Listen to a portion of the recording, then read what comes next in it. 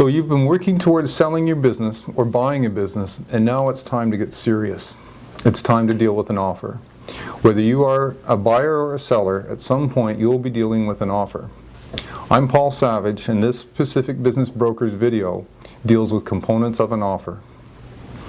Offers are used to demonstrate buyer and seller have reached an agreement subject to terms and conditions, and the agreement is used by third parties, namely lawyers, accountants, and business brokers, to complete the transaction. An offer to purchase is a legal document that appears quite daunting. It is filled with legal terms and conditions, and today I'm going to sort some of this out based on the type of offers we use at Pacific Business Brokers. An offer begins indicating whether the offer is to purchase assets of a company or shares of a company.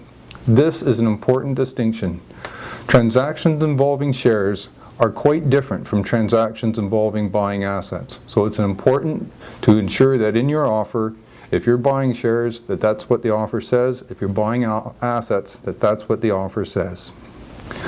The next component of the offer is to define who the parties are. Be clear as to whether the parties are individuals or sole proprietor businesses, partnerships, or corporations. Before drafting an offer, it is important to verify these details, and you can do this by using the province's registry service. Once we have set out what we are transacting and who is involved, we then get to the meat of the transaction. A typical offer to purchase shares has about 25 different sections. I'm going to touch on key ones here in this video. The intent of an offer must be clearly spelled out. The intent section details exactly what is being transacted, the nature of the transaction, and what is included in the purchase price and what is excluded. Typical inclusions are all of the company's assets, such as equipment, fixtures, inventory, and include some things you might not necessarily think of: copyrights, internet domain names, trade names, and customer lists. Typical exclusions include debt. It's quite often the case the buyers purchase the company free and clear of all debts and obligations. In summary, it is essential to ensure that the intent section clearly indicates what is included and what is excluded. An offer is not the final definitive agreement. The final definitive agreement will be drafted by lawyers. In your offer, it is important to ensure that there is a section that states that the offer is not the definitive agreement. One of the key sections of every offer is the purchase price. This outlines not only the total price, but also the timing and amount of deposits and holdbacks. It is routine to have an initial deposit paid once the offer is accepted, a further and larger deposit paid when conditions precedent are met. On the closing date, the balance is due from the purchaser, and that amount is paid to the seller less any holdbacks. Business transaction offers are highly customized. Unlike residential real estate transactions where much of the documents are standard clauses.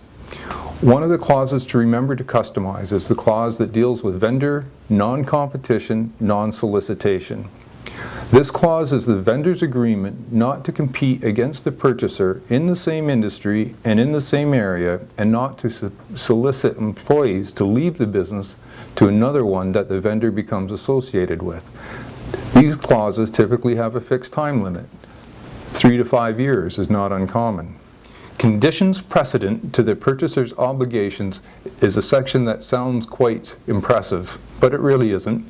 This section outlines due diligence activities and other investigations that the purchaser wants to make prior to the offer becoming binding.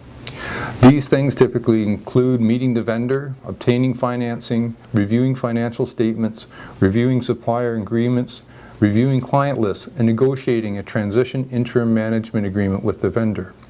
And for franchises, this would include franchise agreements and franchisor approvals.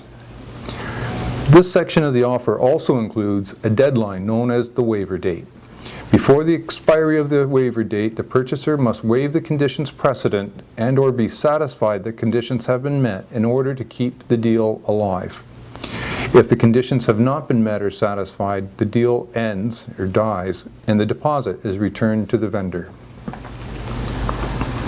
Closing and conditions of closing is the next component of the offer.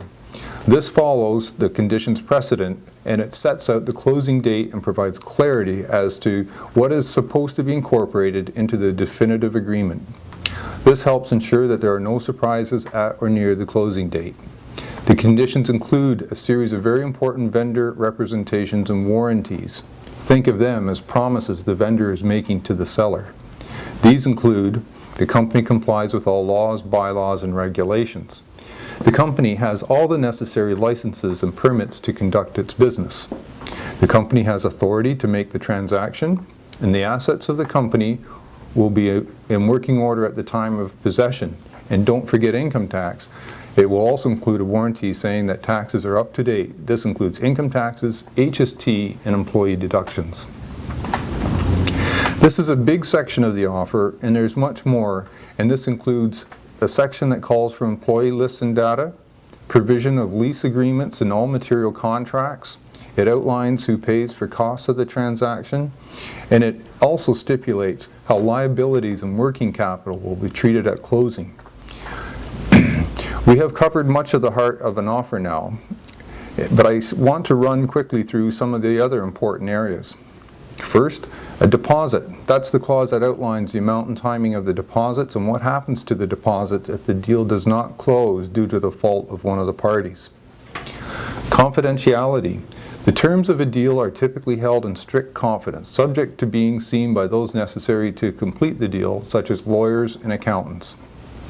Public announcements. Typically, the only way public announcements are made is if each side agrees.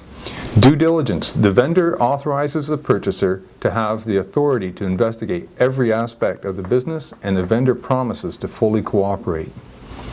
Good faith obligation. A requirement that both sides agree to work together to successfully complete the transaction.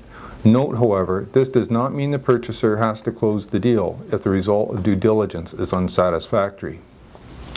No shop clause. A clause that prevents the vendor from entertaining other offers unless the purchaser fails to waive the conditions precedent. And termination. A clause that allows the deal to be terminated if both sides agree to do so.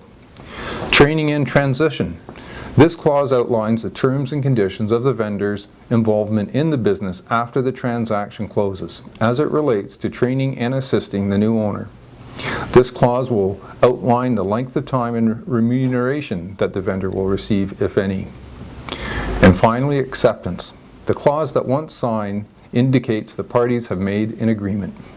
All of the sections and clauses in an offer have important meaning within the context of the law.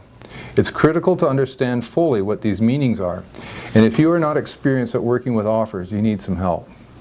Having a well-written offer has key benefits. 1, it maximizes the likelihood of your deal closing. 2, it reduces your potential liability. 3, it makes the closing process more streamlined.